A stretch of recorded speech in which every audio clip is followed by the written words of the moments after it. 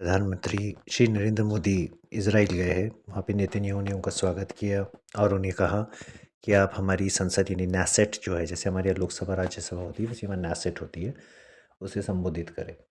अब संबोधित करने के लिए जब वो खड़े हुए तो वहाँ पर अपोजिशन ने उनको सुना, मगर जब बात नेतन्याहू ने करे वहाँ पर तो अपोजिशन चला गया उठ के। अभी हमें वहाँ के अपोजिशन से एक एथिक्स सुनना चाहिए। उनका अपोजिशन का ये मानना है कि भाई वो उनके प्रधानमंत्री के अगेंस्ट है, देश के अगेंस्ट नहीं है, और ना ही किसी दूसरे गेस्ट के अगेंस्ट है जो दूसरे देश से राष्ट्राध्यक्ष आए। मगर हमारे यहाँ राहुल गांधी की अगर हम बात करें, जो कि एलओपी बन के बैठे हैं, राहुल गांधी जी दूसरे देश में जाते हैं और अपने देश की बुराई करते हैं। चलो, आपको अपनी सरकार से तकलीफ़ है, आप अपोजिशन है, आपका हक बनता है, डेमोक्रेसी में बोलिए, मगर कम से कम देश को बाहर जाके बदनाम मत कीजिए।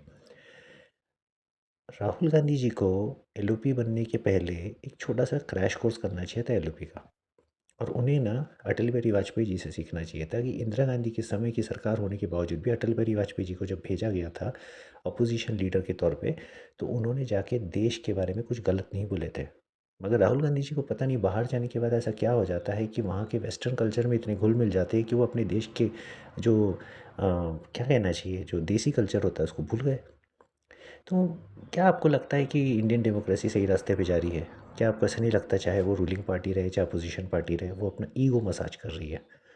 तो ईगो मसाज कम करना चाहिए, और मेरे हिसाब से देश की प्रगति में, और देश का कम से कम नाम बाहर जाके बदनाम ना करें। भले ही अगर आपको आपसी में तकलीफ़ है तो आप लोकसभा राज्यसभा में जितना चीखना चिल्लाना चाहे चिल्ला सकते, श्वेत पत्र, कलरफुल पत्र, जितने भी आपको सतरंगी पत्र चाहिए सब लाइए, मगर कम से कम देश के बाहर जाके मत करिए।